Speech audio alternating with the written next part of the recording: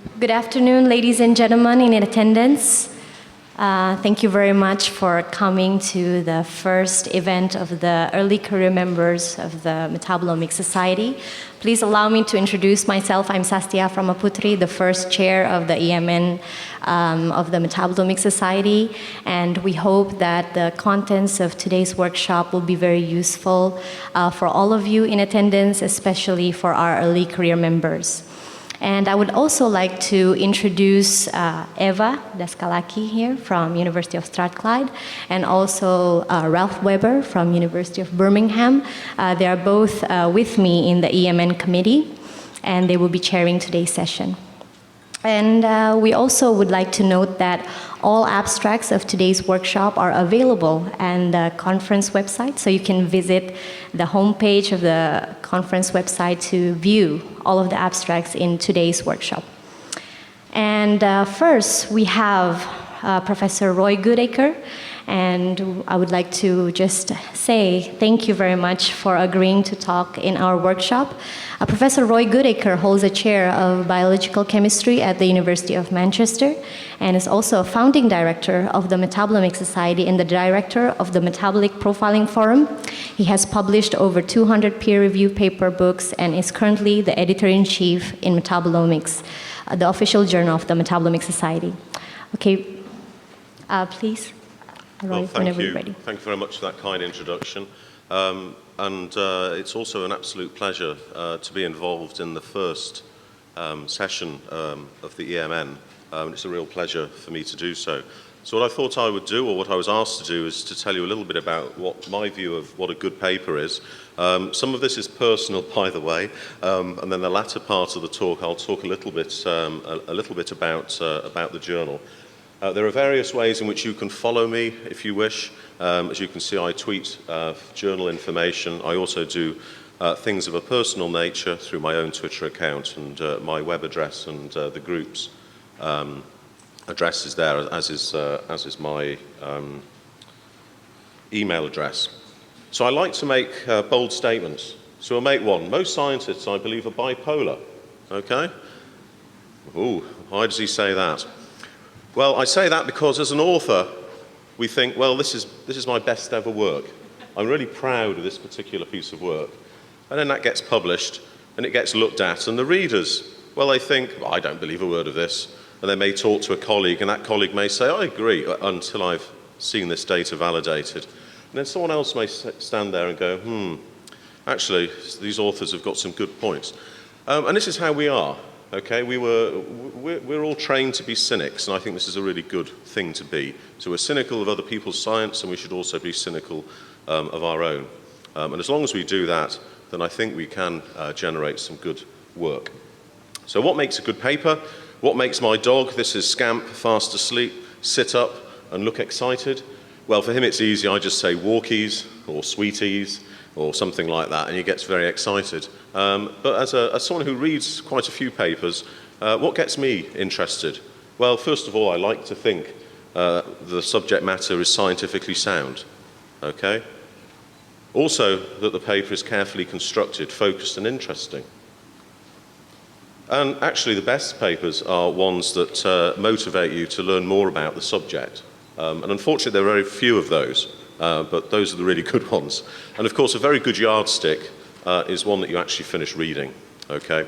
And we'll go through a little bit why that is so important.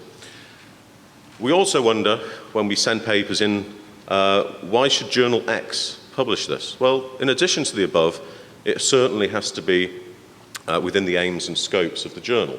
It's a fairly obvious thing that you need to match up. And if it's not, it doesn't even go out for review. It must contain enough material so that other people can repeat it, and I'll talk a little bit more about that. And it must be put in context with the relevant literature, and that again comes back to the aims and scopes of the journal. So if we look at the metabolomics growth curve, okay, I've just done this from 2000. You can see this goes exponential, and last year there were 8,000 papers that I hope all of you in this room and listening to this have read. Yes? I see the nods. I don't hear many yeses. I did hear one, and that person's lying. There's too much information. You know, there really is an information overload. And so what do we do? Okay, and this is what I do. I first of all read the abstract. Okay, if I'm still interested, I'll go look at the figures and tables.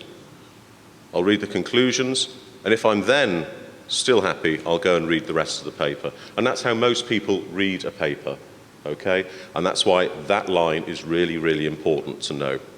Most papers, you should get 95% around that of the information you need to know whether that study is important, okay? From the abstract and the figures and tables. So a figure is worth 1,000 words.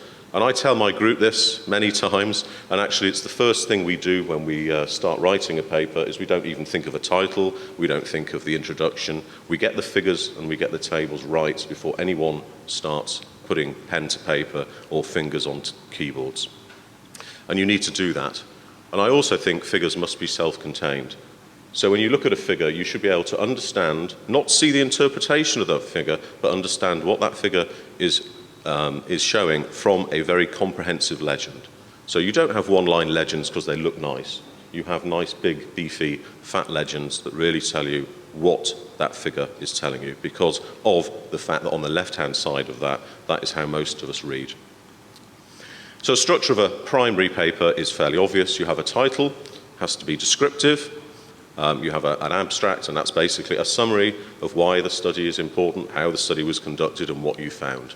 And basically, the introduction embellishes the why. It puts that paper into context. Materials and methods tell you how. And they must include anything to do with ethics. They must include MSI, Metabolomics Standards Initiative, if we were talking about metabolomics. And of course, it must have suitable statistics within it and suitable validations. The results and discussion show you what was found, what the results mean, of course, and the references, the literature used, acknowledgements, other people, funders, etc. They want to fund you again, presumably, or you'd like them to fund you again, so remember to thank them.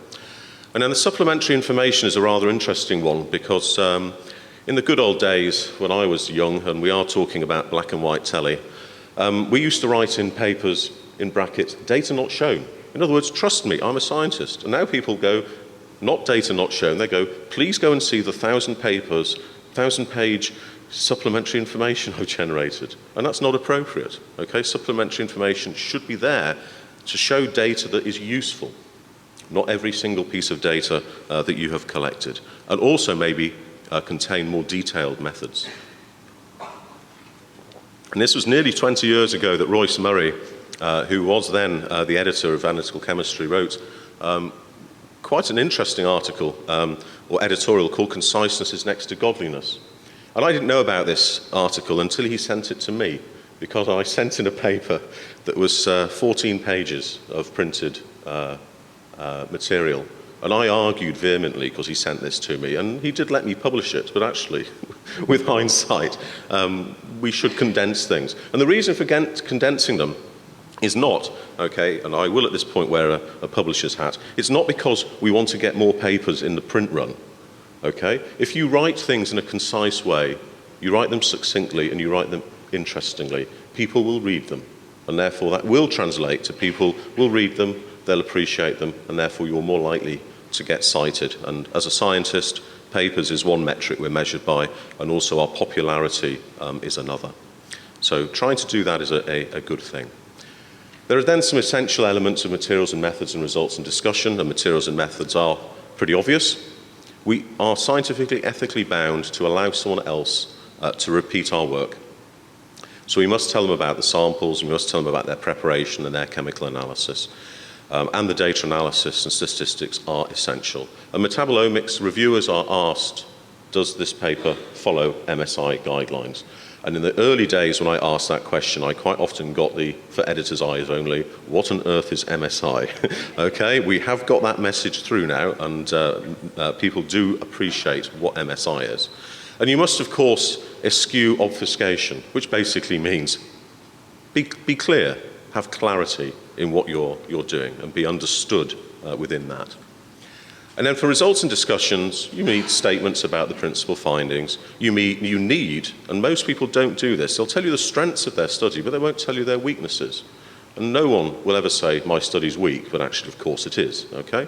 They know it is because they're going to be publishing another paper in that area soon. They must then put those strengths and weaknesses in relation to the literature and get some meaning out of the study. Not, this is a biomarker and I can't name it, because that's not very interesting, okay? They must also think, therefore, about possible mechanisms and implications.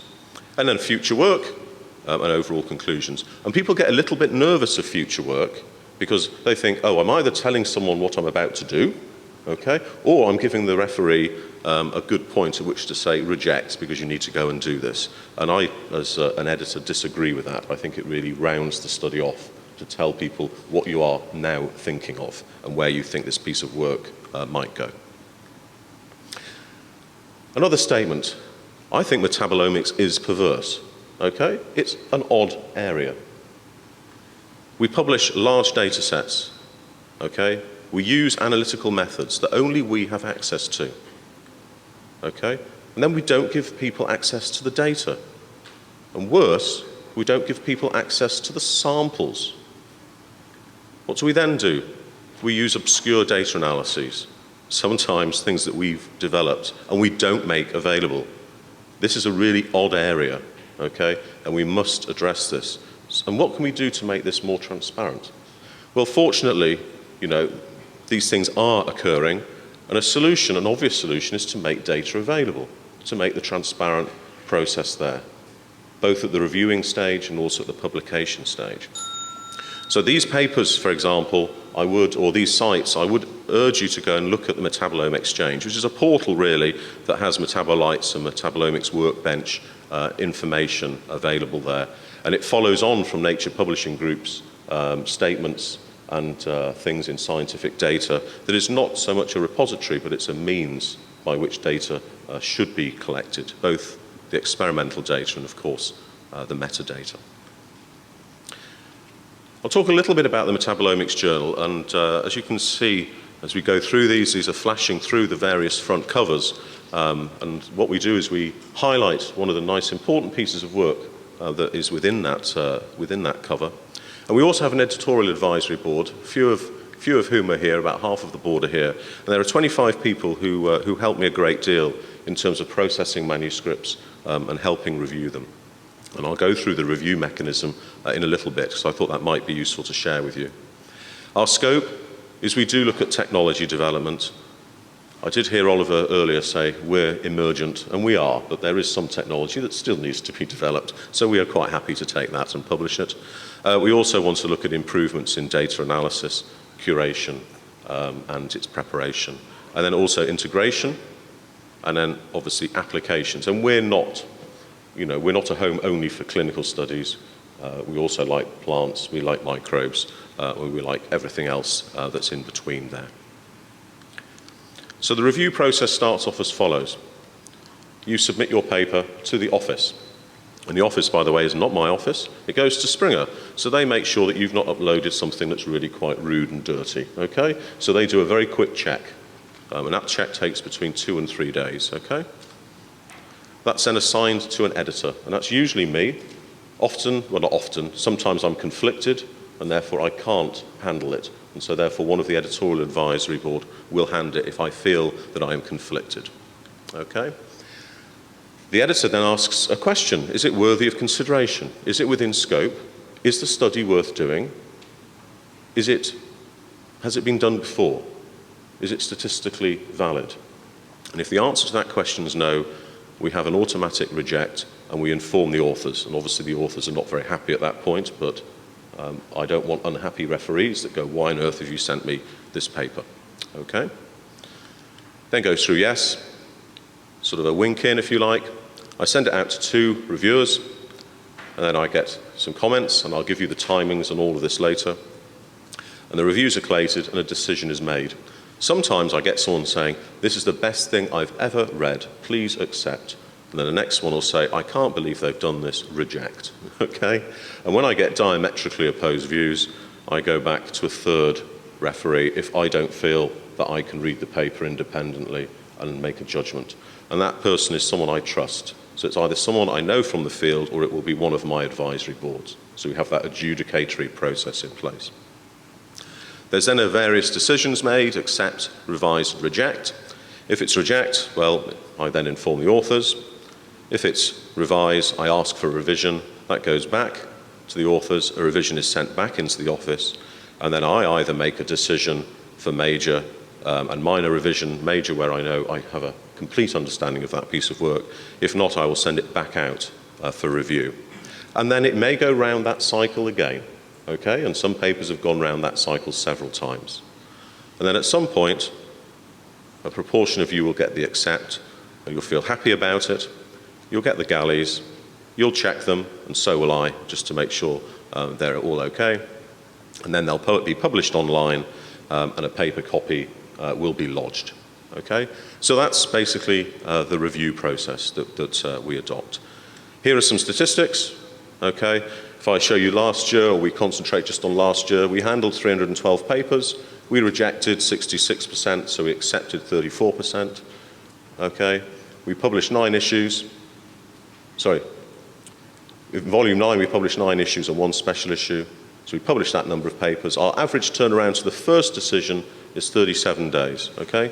And it has dropped significantly over the last few years, and we await the impact factor. So that basically is more or less all I have to say, except of course the take-home message is that Metabolomics is fun. And it sort of was last night, and again, many thanks to the EMN for this very kind invite. 1 second. Thank you.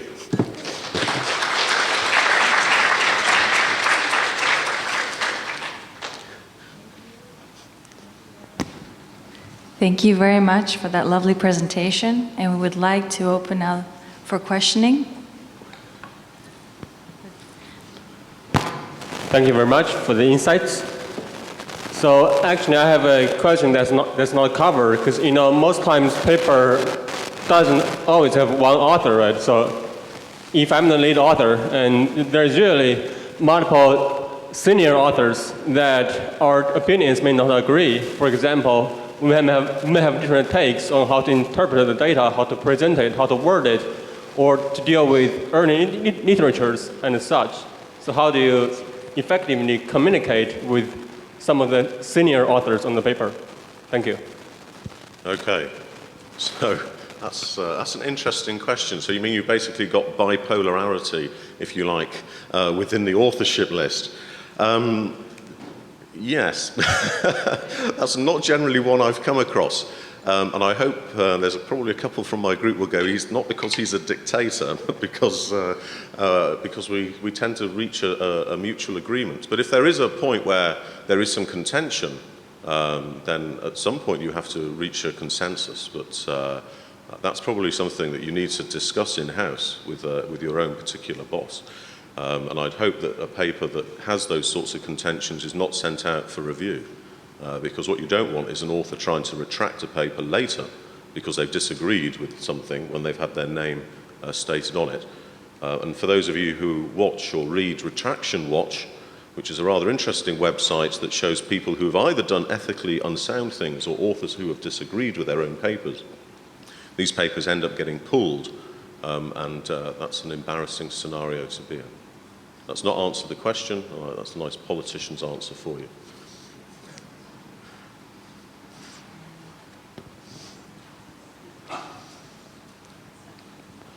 How many papers do you review? It's a very good question. So I often get asked this, and I tweeted a link last month for a nice editorial that Jonathan Swedler, who's taken over from Royce as head of analytical chemistry and is trying to write one editorial per issue. And he said that he talks to people and they say, I'm too busy to review a paper, but they're quite happy to publish papers. And so the yardstick I use is that I should be reviewing between 2 and 3 times the number of papers that I publish per year. And I won't embarrass myself by telling you how many I publish, but I review an awful lot of papers per year. And I tend not to say, or I try not to say no, but I obviously concentrate on things on which I'm on the editorial board for.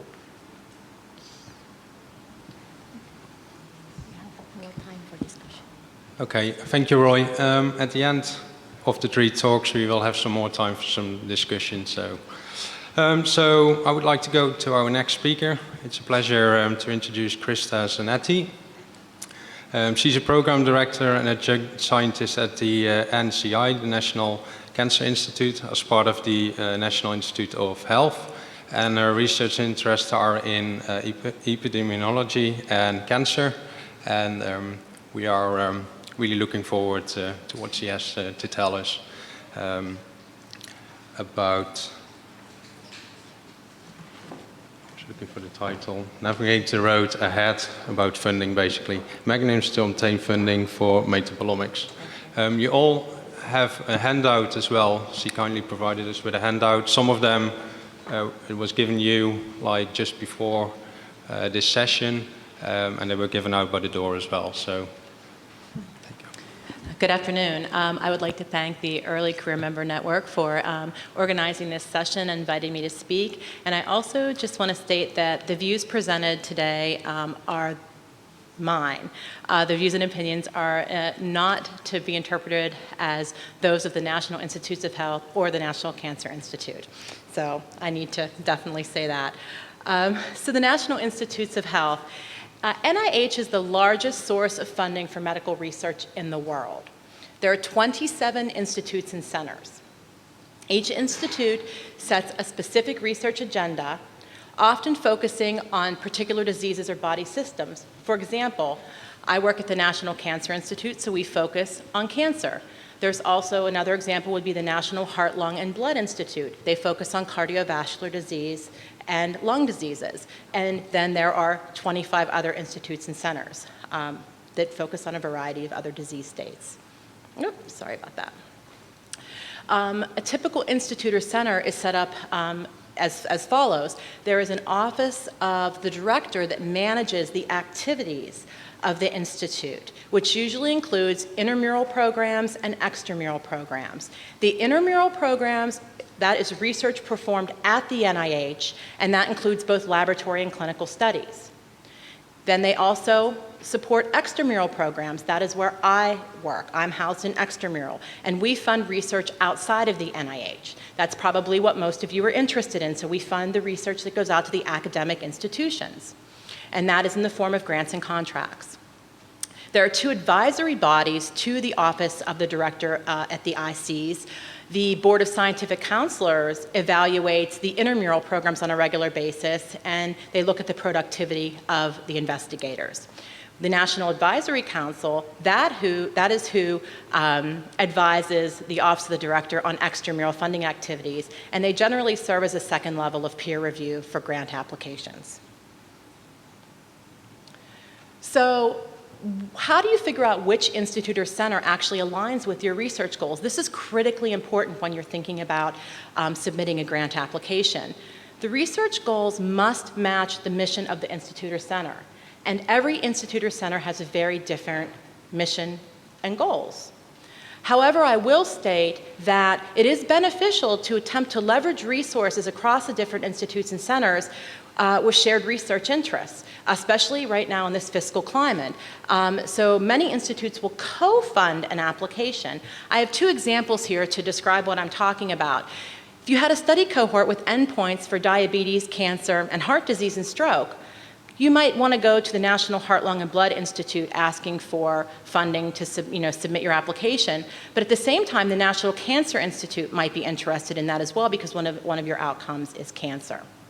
So you want to think about that as well. The second example would be if you wanted to look at metabolite profiles associated with a pediatric cancer risk, maybe an environmental exposure, and you're looking at metabolite levels or something along those lines, you might want to apply at the National Cancer Institute. But also, another institute that might be interested in co-funding would be the National Institute of Child Health and Human Development. So there are multiple institutes interested in these various topics. However, once you've decided where your research aligns, you need to ask yourself which institute is really interested in my work. So you have to really dig a lot deeper and go beyond reading the mission and vision statements. How do you do this? We have a variety of searchable databases that can help you see what is currently being funded and where there might be gaps in the research portfolios. Very important for anyone applying to the NIH for funding, you would want to look at NIH Reporter, which is the NIH research portfolio, and there's a link there to that. The other thing you can do is look at specific institutes' portfolios. For example, I have an example here, the National Cancer Institute portfolio is there. You can go in and look and see if your research is already being done, or possibly it might not be being done at all. And then you have to ask yourself, is my research highly innovative, or is it just not of interest to the NIH? So that could be the issue there. You also want to look at funding opportunity announcements, and I will speak to those in just a moment in a few slides. These are where we have a public call for you to apply for grant funding. So I had mentioned whether or not, I'm not going to touch that. I had mentioned whether or not you find that you are within the NIH research portfolio, your work, and whether or not that might mean it's innovative or possibly not of interest. In that case, you want to talk to your program director, and that's the role that I have. I basically manage the grants portfolio under my area of expertise, and I help all applicants through the grants process. So when should you contact your program director?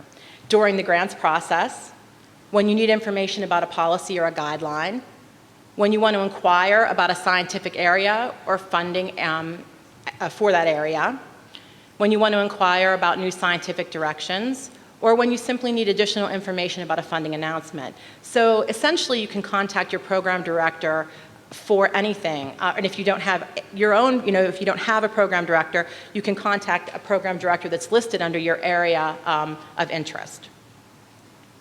So now that I've told you about aligning your research goals with an institute and thinking about that, and then what do you do next? You need to identify funding opportunities. And there are many, many grant mechanisms at the NIH. I can't go into those in detail given the time limitations today. However, I do have a link at the bottom, and I'm happy to speak to any of you throughout the entire conference. I did highlight a few that are, might be important to early career scientists. We have research and training fellowships, the individual fellowship series or the F series. There are an F31 that's pre-doctoral and F32 that's postdoctoral. We also have career development awards. Those are case series, and those are generally people at the postdoctoral level that are trying to move into an independent position, and those are generally mentored awards. And finally, we have the research grant series, which is the R series. I'm sure most of you have heard about the R01, which is sort of what everybody wants to attain eventually if they're getting funding from the National Institutes of Health. However, in your early career, that might not be reasonable to think that you can come out of your postdoc and apply for an R01. So mechanisms that might be more appropriate for those of you in the early career are the R03 and the R21. These do not require preliminary data. The funding's a little bit lower, and also pilot and feasibility studies can be applied for using these funds. So this is something to consider as well. We also have program, project, and center grants. These are not appropriate for early career scientists, given that these are usually multi-project grants with a variety of research activities. These are very huge, usually multi-center grants. I do want to point out, though, since the Metabolomics Society is a very internationally based society, a lot of these grants cannot be applied for if you are a foreign applicant, but I do want to point out that the K99 ROO, non-US citizens are able to apply for that funding mechanism if they are at a US institution. So funding opportunity announcements, we have several: requests for applications, program announcements, and parent announcements. The request for application, or the RFA, that's a very narrowly focused specific area which one or more institutes sets aside money for, and they put out one announcement for that, so you have to jump on it. It's something very specific. A program announcement is just something to alert the extramural community that there's a higher priority for this area, and we'd like to see more applications coming through. So that is out there, and it usually has, goes by the standard deadlines. And it's a continual announcement. Then if you don't seem to be able to apply for an RFA or a program announcement like what you're doing, you can't find either of those that are applicable to your work. There are also the parent announcements. And these are investigator-initiated or unsolicited applications, so you are able to apply with the work that you're doing if you can't find an RFA or a PA. The important points here are these indicate the grant mechanism to be used, the type of study to be supported, the size and scope, and the cost and duration of the support. The announcement requirements can change, so if the RFA is reissued, it might not be identical to the one that was previously issued, so you may need to really read them. And also, the choice of funding announcements used is unique to individual institute or center. Not all institutes or centers are on every RFA, every PA, or every apparent announcement. So you need to look at that as well. So I had mentioned about whether or not the NIH accepts applications from foreign investigators. About 80% of NIH funding goes to support research grants, including grants from foreign organizations. Many of the institutes and centers have international programs and collaborations. The review process and award decisions for applications from foreign institutions are a little different, though. We have to think about, does this project present special opportunities for furthering research programs through the use of unusual talent, resources, populations, or environmental conditions in countries that are not readily available in the U.S. or would augment existing U.S. resources, so they do consider that as well. And then they also think about whether the proposed project has specific relevance to the mission and objectives to a specific institute or center, and whether it has the potential to significantly advance the health scientists in the United States. So you need to think about that as well. Although I can say in my portfolio, I have many international projects, and in fact, I have some that are solely international. They have no US involvement at all. So it is possible. So you want to review the funding opportunity announcement for eligibility if you're a foreign applicant. So I do want to also bounce back to how do I identify the funding opportunities and bring up something called the NIH Common Fund. This is something that everybody should be aware of. It was enacted into law by Congress through the 2006 NIH Reform Act. It supports cross-cutting trans NIH programs that require participation by at least 2 of the NIH institutes or centers, or would otherwise benefit from strategic planning and coordination. The purpose of the Common Fund is to address roadblocks in biomedical research and to capitalize on emerging opportunities to catalyze the rate of progress across multiple biomedical fields. And I'm mentioning this because the NIH Common Fund does have a metabolomics program. This program aims to increase research capacity through the following program components: the comprehensive metabolomics resource cores, training in metabolomics, technology development, reference standard synthesis, and data sharing and international collaboration. And I just want to point out that there is a yearly announcement through the Common Fund for pilot and feasibility projects. These support projects that will provide preliminary data for new extramural proposal submissions. And early career scientists are encouraged to apply. And there's a link there to look into that a little bit more. But beyond knowing what funding mechanisms are available, you need to also think about what other research resources are available. This can help you sort of build your program and think about how to generate innovative, novel ideas and what might be the correct fit for your application. So I just want to point out Metabolomics Workbench. That's something that's sponsored by the NIH Common Fund. It's an informatics infrastructure which serves as a national metabolomics resource. It has a data repository, resources, a variety of resources, and also it has announcements on the page, including funding announcements and training announcements. And there are a variety of excellent training courses supported by this mechanism that are stated there. And you should definitely go and take a look. I think it would be beneficial use of your time.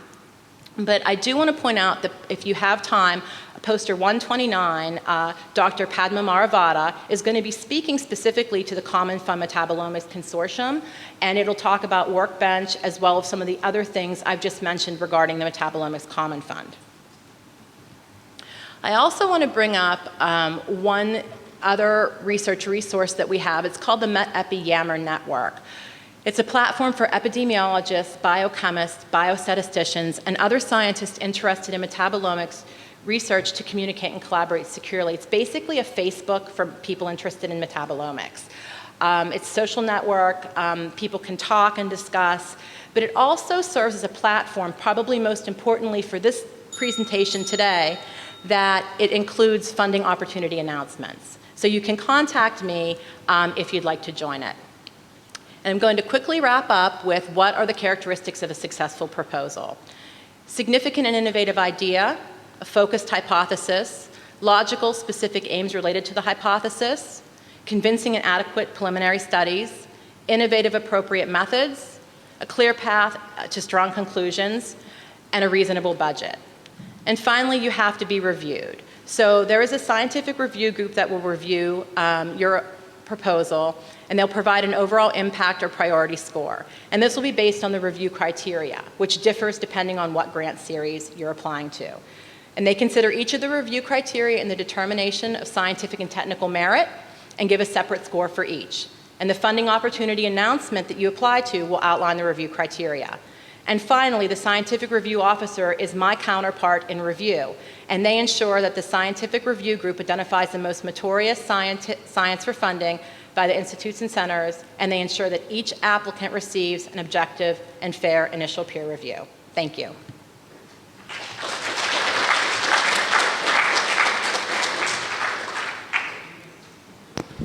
Thank you very much for that lovely presentation. We have time for one question before we move on to the next speaker.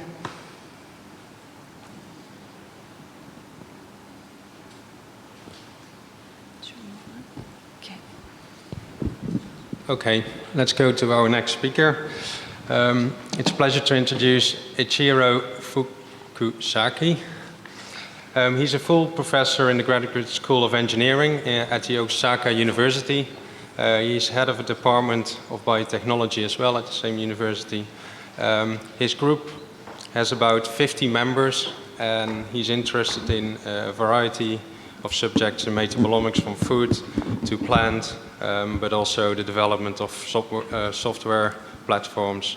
And we are really looking forward to look to his presentation entitled How to be a Good Hunter of a Research Grant. Thank you very much for kind introduction. Good afternoon, ladies and gentlemen.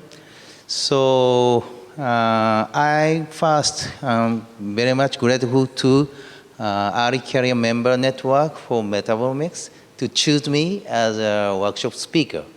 I'm not sure that I deserved as a workshop speaker of this agenda. But anyway, it's my great pleasure and the honor to be here. So I make an effort to deliver some kind of useful story for all of you.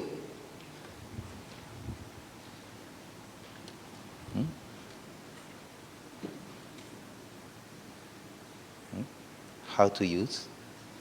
Okay. So everyone is expecting to learn some know-how to get big amount of research fund. But of course, such kind of valuable know-how will not be available. If there is some kind of know-how, I strongly want to know it. So, but I feel I can talk how to increase a probability to win a grant.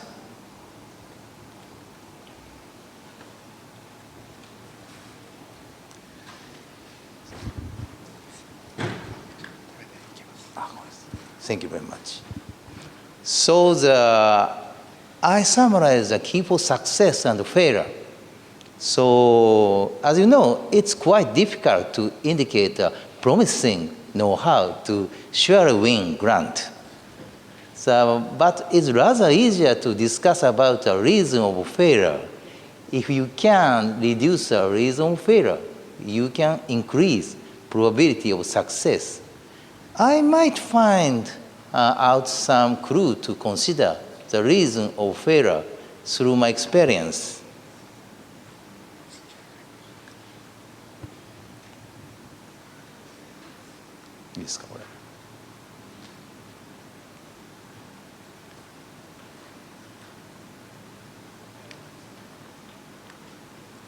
Okay.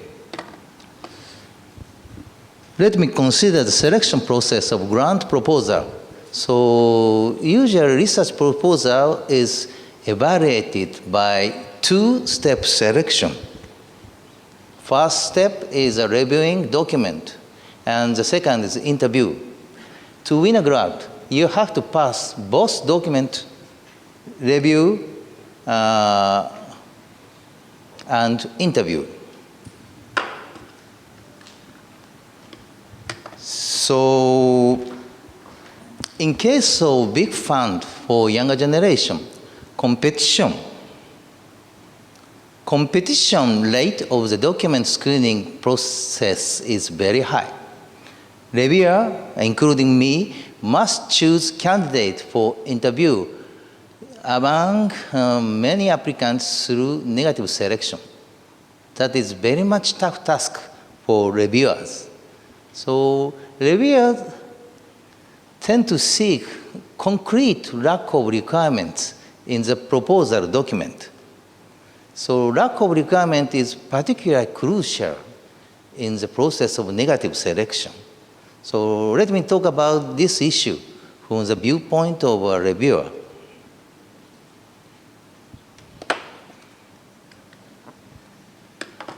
So let me list the significant requirement for grant proposal.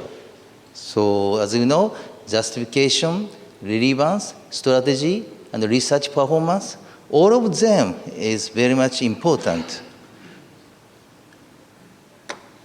So what is the most important issue? So someone, particularly younger generation people, understand the previous paper achievement is the most important. But I have a different idea. So of course, paper achievement is very much important, but not sufficient. So I believe the justification and the relevance would be more significant in many cases. Most scientists, particularly younger scientists, strongly want to get the curious-driven research fund by which they can enjoy their own science. But unfortunately, that is like a fantastic daydream, particularly in Japan. More than 95% of funds are oriented to mission for the benefit of taxpayers. To achieve the particular mission is the most important issue for a grant organization. To encourage younger scientists, that is almost important mission, but is the second priority for government. So you can know the mission of fund exactly from application guidance. So you must respect the mission in your proposal. If you do not, grant reviewer might recognize your proposal lacks the justification. About relevance, usually many applicants tend to prepare almost similar proposal, I feel. So reviewer always struggle to discriminate the most superior proposal among them. So reviewer are seeking an only one applicant. If you indicate clear and concrete expression to prove your specialty, reviewers tend to employ them for evaluation. Do not hesitate to stress your own remarkable strong point. So be only one scientist in the particular field. That is a very much important point. And researcher performance, including the publication. In the process of negative selection, lack of performance of the applicant is crucial. If your publication list is poor, unfortunately, you will be failed through a negative selection. It is difficult to increase your own publication quickly, but it's possible to assign a strong collaborator. So if you indicate an organization of a strong task force to achieve the mission, that is your fan or your advisor or something like that, the grant reviewers might appreciate it. And finally, I want to talk about the company's activity. So as I mentioned before, most grant is mission-oriented for taxpayers' benefit. So it is very difficult to enjoy your own fundamental science using the government grant in many cases. So I suggest seeking a charitable fund from private sector. In some cases, private fund might allow you to enjoy curiosity-driven science. And I also recommend to seek a company collaborator. If you can satisfy a private company by providing outstanding your technology, company might allow you to enjoy your curious as an additional activity. That is a not so difficult deal, all of you. So company is a possible candidate for an angel to support your curious.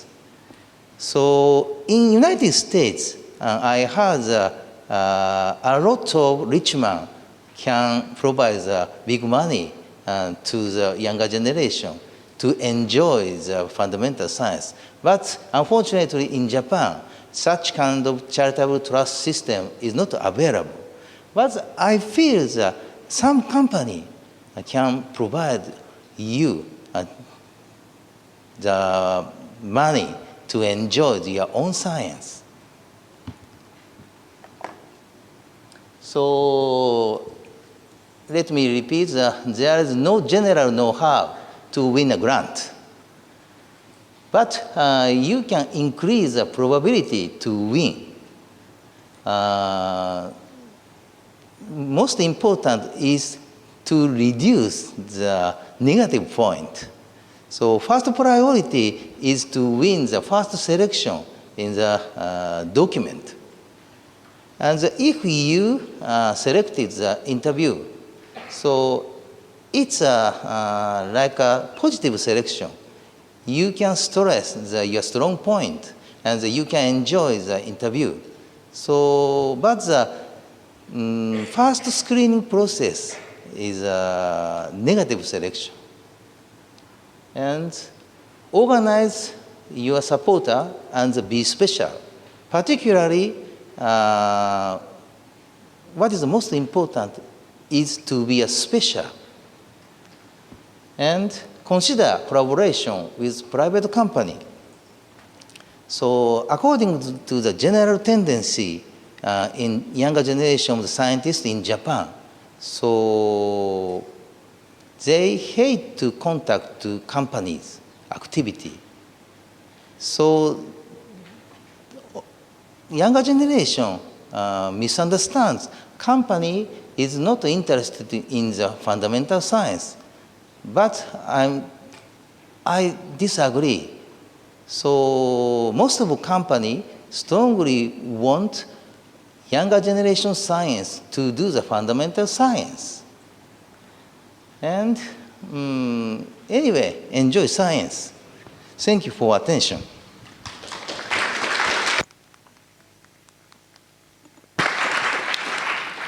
Thank you very much for your presentation. We now have 10 minutes for questions and answers. We invite questions for all our speakers before we move to our extended coffee break.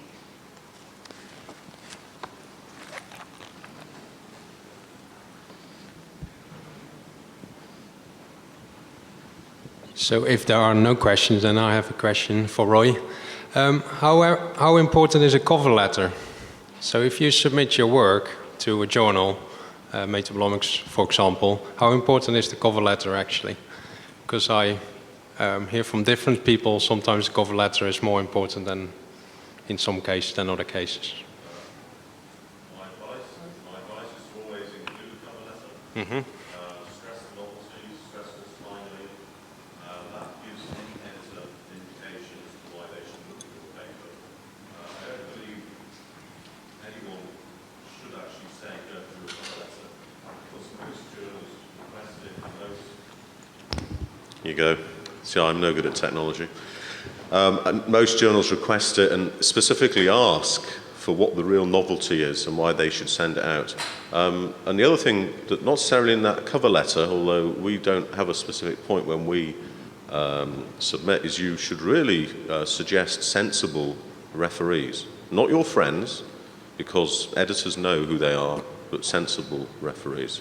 And you know, help the editor, basically. Lots of papers come in with no comment, and I go, happy days. Thank you. So we still have time to invite other questions from our early career members. Yes, please. I'd like to ask to Professor Fukusaki about the foundation in Japanese. I'm just a postdoctoral fellow, and I will lost my position next year. So I now search my next position or found which allow me to survive in this field. So, but I think in Japan, some fund is paying money to the institute or laboratory, not for young scientist himself or herself. So if we get some grant or money, we cannot move to the another institute or university or laboratory. So what kind of fund can we use in Japan? So I'm not authorized to talk about this issue. So, but I feel that some private funding, you can move it from your original institute to the other institute. And so even in the government funding, so probably JST Sakigake, that is one of the most important fund for the younger generation. You can move it. And JSPS Kaken Wakate Foundation, probably you can move it. So actually, there is several good foundations that you can move it. Are you satisfied?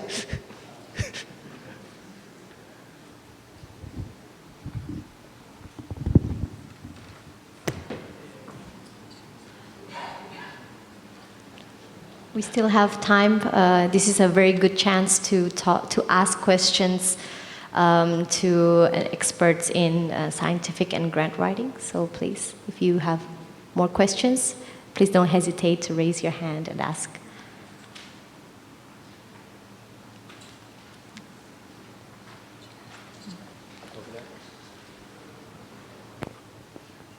Okay, I have a question to Dr. Goodacre.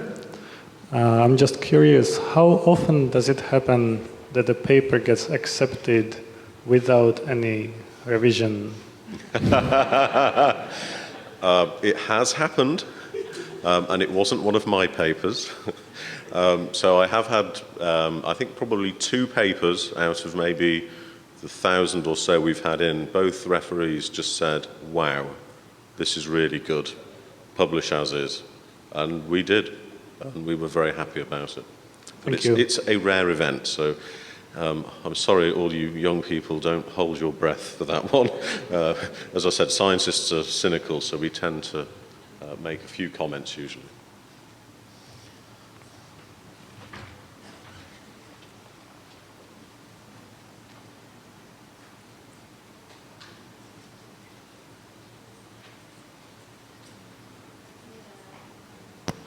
I also have a question for Dr. Zanetti about the mechanism of NIH. So, what is normally the most important thing that you're looking for example, for the young researcher? What is the number one priority you're looking for, like the plus point that could really stand out among all of the grant applications that you review? So I don't actually review the grant applications. The scientific review group does, but with regard to, I'm going to comment on the K series, which are the Career Development Awards, and they're very different from the R series. The Career Development Awards are critical because they really do look at the candidate and sort of your ability to excel at science and your ability to become an independent investigator. And the criteria are very specifically outlined in the funding announcements, and they're very specific, and also because it's a mentored series, they also look at your mentor, and they evaluate the mentor, the collaborators, and everyone to make sure that the environment you're in is going to allow you to excel. For the R series, for early career investigators, it really isn't specific to early career investigators. It's going to be specific to that series. And they look at significance, innovation, the environment, the investigators, and the approach. And they score each of those items. And you can, I can provide a link. I don't have it right off the top of my head as to where you can read that. But so it's very specific. So it depends on whether or not it's a career development award or not. They really are looking for early career scientists that are developing their careers, whether they have potential. Does that answer your question? Okay. Thank you very much. It's very useful information. Okay, is there any more questions from the floor? Okay, if we don't have any more questions, then we would like to invite everyone here in the audience to come to an extended coffee break. This is a social program organized by the EMN as a medium, as a forum for you to connect with each other, to get to know each other, and also to connect to the senior scientists in this field. So please move to the first floor of Daiichi. It's in this building. It's in the first floor in the exhibition area. And then make sure to come back here for the second session in the identification of the unknown metabolites, where people will discuss about the interesting progress. And make sure to come back by 3:30. Okay.